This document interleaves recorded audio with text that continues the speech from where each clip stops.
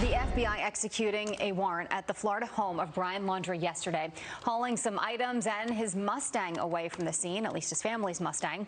This as a 911 call sheds new light on a dispute between Laundrie and 22-year-old Gabby Petito before her disappearance. Listen.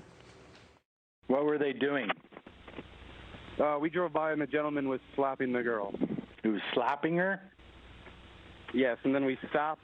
They ran up and down the sidewalk. He proceeded to hit her, hopped in the car, and they drove off.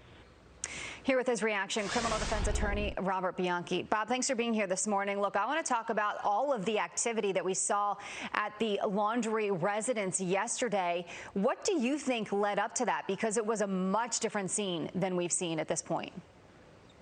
They found the body, so that was a major thing that a lot of people weren't getting.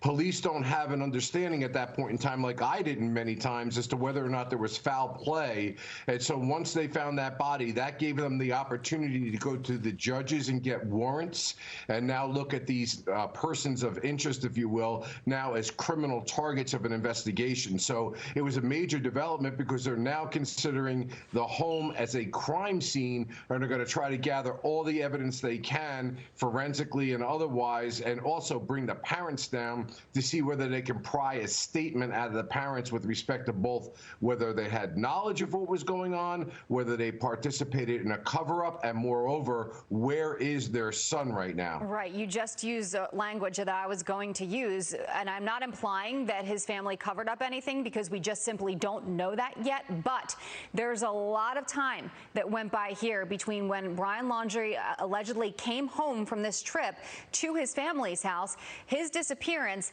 to today. So in that time, I mean, why didn't police execute a search warrant? Why didn't they get one sooner? And what potentially could have been covered up, if anything was covered up in that time?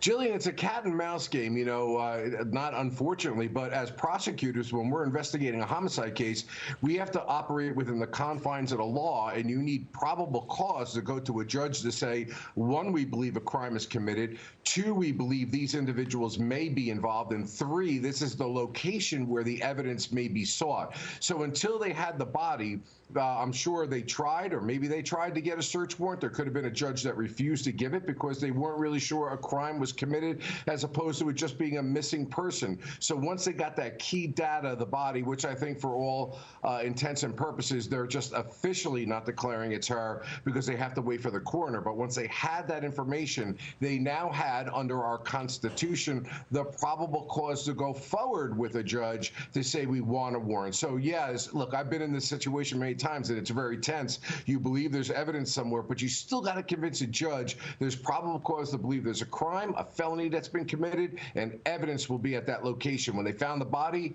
that locked them into being able to get that warrant. We're running out of time. We've got about 30 seconds left to go, but I'm curious, what happens next in your opinion? And depending on the outcome of what was found in that house, of more information perhaps that would come out about Brian's whereabouts, if his parents, his family knew anything, could they be in some kind of legal trouble? Of course, after the fact, cover-ups are always something that somebody could be in trouble for. But right now, what law enforcement needs to do, most importantly, I'd be waiting for the coroner's report. I need to know this wasn't an accident. It wasn't a medical event. It wasn't a suicide. I need to know that there was foul play. Then phones, Jillian. That's where it's going to go. They're going to be doing a deep dive into social history. They're going to be geospatially mapping those phones. And at that point in time, they're going to really start building a case. And of course, they're going to be looking for him at the same time. Unfortunately, the unforced error in this case was they should not have called him a person of interest in the beginning and tried to seek his cooperation in the investigation. That's what we try to do, even if we think somebody's a suspect. But unfortunately, I think if we find him and he's still alive, we're not going to have the opportunity to get his statement, which is really crucial in a case like this. Well, yeah, and you mentioned the possibility of it being an accident. You know, even if it is, even if it proves to be an accident, you know, Brian ran. I mean, he's nowhere to be found right now, and he and his family weren't cooperating with police for a while in the beginning. So